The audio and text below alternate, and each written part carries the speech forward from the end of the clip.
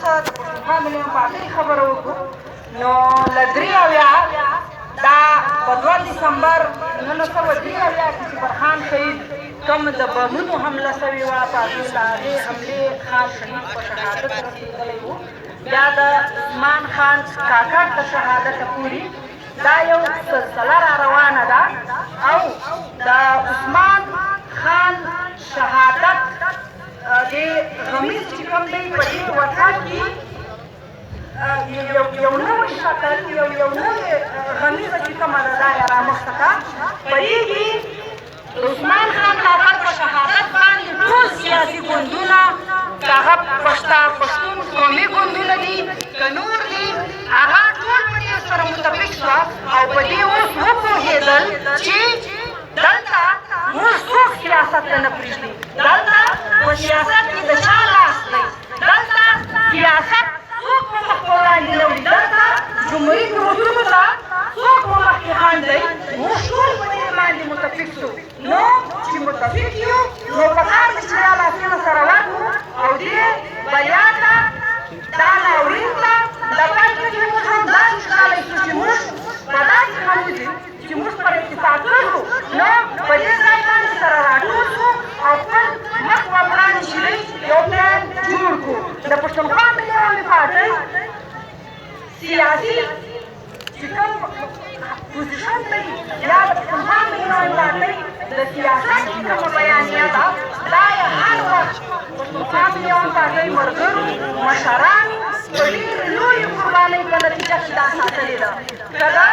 زبردست د خان شهید شهادت که په منځ کې زموږ د 7 اکتوبر شهیدان شوي که د ماشاءالله څخه زموږ څومره ملګري معلوم او نامعلوم شهیدان شوي بیا اخري تر عثمان خان کاکړ پورې موږ ډېرې لویې قربانۍ ورکړې دي او کومه نظریه چې د خان شهید موږ ته راپاته ده د هغې باندې موږ هوډ کړی دی ولاړ یو او تر دې قربانیو باندې موږ اوس هم نه یو پښیمانه موږ بیا هم دې قربانیو ته تیار یو تر څو چې د خپل وطن خپلواکي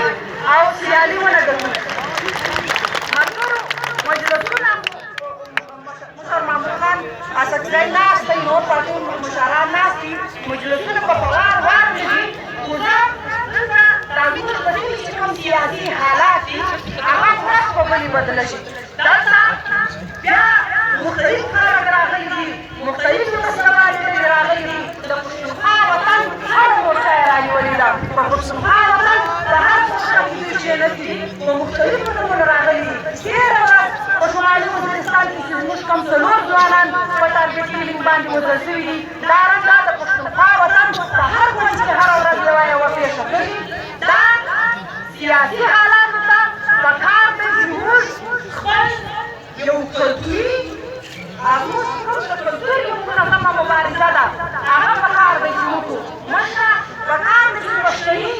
چې کوم دودونه دي د هغو دودو د هغو روایاتو مطابق موږ ځان ته یو داسې سیسټم یو منظمه سیسټم را جوړ کړو چې په هغه کې پیغور او ټول چې کوم دی دا به خلکو ته معلوم وي مشر د دې په بار ذکر کړی دی ما یې بیا د دې خبرې تکرار یې وکړی چې دلته موږ په هغو روایاتو د زموږ په هغو روایاتو چې زموږ کور او په هور معلوم دی په هغه باندې موږ ځان ساتنه کړو او د کوم چې قانوني ورباس کوونکو دي د هغو څخه اعلامیه ده یا هغه زموږ یو ځینې خبرې اضافي وکړي که په هغه باندې موږ کار وکړو هغه موږ رامنظم کړو ورې ته ګرګردۍ جوړې کړو نو دا کوم سیاسي حالات چې روان دي بدل شي چې تاسو موارد ورکړه چې دې ته به د پایته کې بوځو نو پکار دی چې موږ ورې ته د پایته کې کېږدو موږ د دې د ختمولو لپاره یو منظمه لار خپله کړو ملګرو دلته که په اقتصادي حالاتو باندې خبرې وکړو اقتصادي حالات هم ډېر په بده باندې روان دی دلته داسې معلومه شي چې قومونه یو به یو په بله پور اخلي که څه هم پښتونخوا وطن وي د پښتانه په اقتصاد نظام نشته خو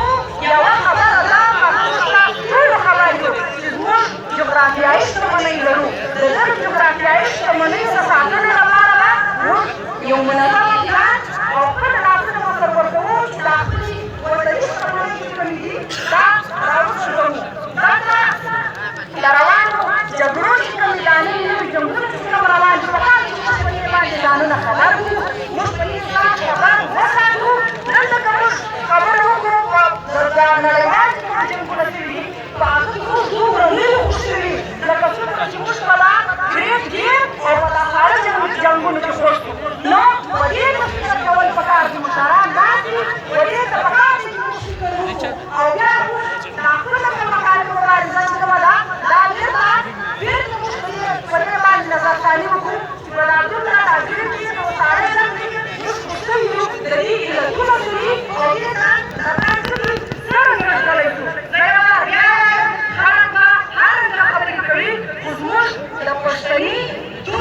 او دستور یا زموږ چې کوم منظمه د پښتانه وطن چې کوم یو د تنظیمي سیسټم روان دی د وطن د علاقو د چلولو او تګو راچلول دي نو په هغه کې پکار دی چې موږ د دې خلکو د دې زورور ځان خلاصوو نو موږ به په خپل پښتني کلتور چې کوم زموږ تنظیمي طریقه ده په هغې کې به ځانونه رابندوو بیا چې کوم دی